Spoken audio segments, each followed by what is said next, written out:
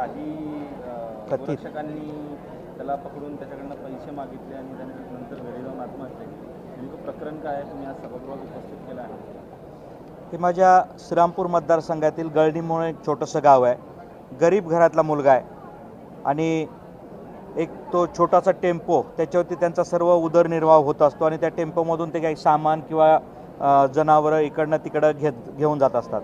त्या दिवशी हा एक मुलगा होता अनिकेत वडितके नावाचा. तो गाई एक घेऊन त्याच्या मावशीकडे ती गाई घेऊन चालला होता. परंतु त्या दरम्यान काय झालं, कोल्हार या ठिकाणी काही कथित गोरक्षक म्हणणाऱ्या लोकांनी त्याचा टेम्पो अडवला आणि त्याच्यानंतरनं त्याला खूप प्रचंड बेदम मारहाण झाली. त्याचा व्हिडिओ तयार केला गेला.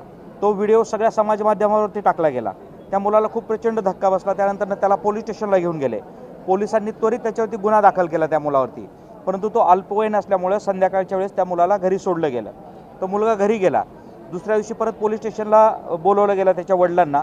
वडील पोलीस स्टेशनला गेले आणि घरी कोणी नसताना त्या मुलाने सकाळच्या दरम्यान 10-11च्या दरम्यान स्वतःला फाशी लावून आपलं जीवनयात्रा संपवली. 17 वर्षाचा मुलगा होता. आता याच्यात सगळ्यात दुर्दैवी प्रकार असा की ज्यावेळेस त्या मुलाला पकडून पोलीस स्टेशनला घेऊन गेले, त्यानंतर ह्या कथित गोरक्षकांनी संध्याकाळपर्यंत त्या मुलाला पैसे मागितले की आम्हाला पैसे दे आणि हे प्रकरण मिटून घे.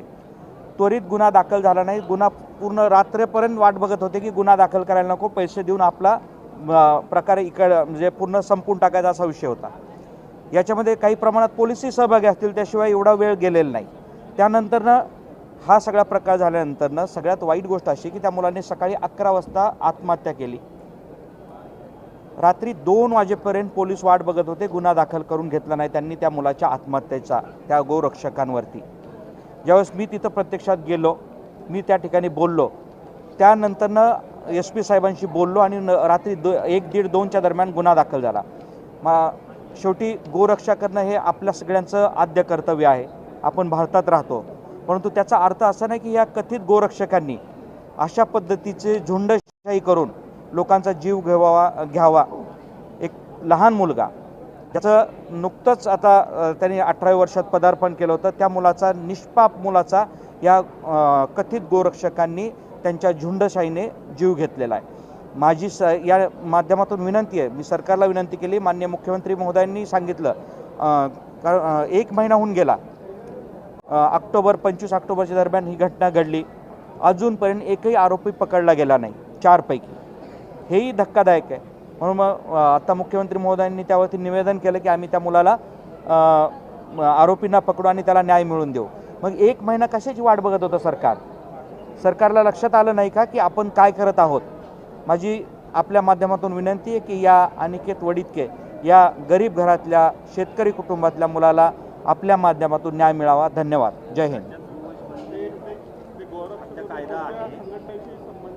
नाही, ते संघटना वगैरे माहीत नाही, पण ते कथित गोरक्षक होते आणि त्यांचा तो धंदा आहे. जे खरोखर गोरक्षण करणार आहेत त्यांच्या बाबतीत आमचं काही म्हणणं नाही, परंतु ज्या लोकांनी ह्या गोरक्षणाच्या खाली धंदा मांडलेला आहे आणि त्यांचा आम्ही 100% विरोध करतो. राज्यात गोवंश हत्याबंदी कायदा आहे, त्यामुळे भाकर जनावरांची संख्या मोठी आहे. शेतकऱ्यांना त्यांना त्याची वाहतूक करण्याशिवाय पर्याय नाही. अशा वेळी राज्यात वेगवेगळ्या ठिकठिकाणी कथित गोरक्षक जे त्यांच्या गाड्या अडवतात, त्यांच्याकडनं पैसे उचलून त्याचे व्हिडिओ व्हायरल करतात. म्हणजे शेतकरी आहेत ते, काय कत्तल करायला करणारे नाही आणि ते नंतर स्पष्ट पण झाले. याच्यामुळे शेतकरी कुठेतरी त्याला मोठा फटका. हा शेतकरी खूप नाराज आहे या गोष्टीवरती, कारण शेवटी त्यांना भाकड जनावर सांभाळणं खूप अवघड झालेलं आहे. त्यामुळे आज विधानसभेत ती मागणी केली गेली की तुम्ही ज्या गोशाळा आहेत, गोशाळा किंवा इतर अशा काही गोष्टी आहेत, त्या सरकारने जास्तीत जास्त उघडाव्यात आणि ह्या जनावरांना सांभाळण्याची जबाबदारी सरकारने घ्यावी आणि त्या माध्यमातून जे काही त्या जनावरांची किंमत असेल त्याच्या वयाप्रमाणे तेवढी किंमत त्या शेतकऱ्यांना द्यावी, अशी शेतकऱ्यांची मागणी. हा प्रश्न आता विधानसभेत पण मांडलेला आहे, परंतु सरकार म्हणतं की आमच्याकडे आता एवढी ताकद नाही, आमच्याकडे एवढे पैसे नाही आहेत.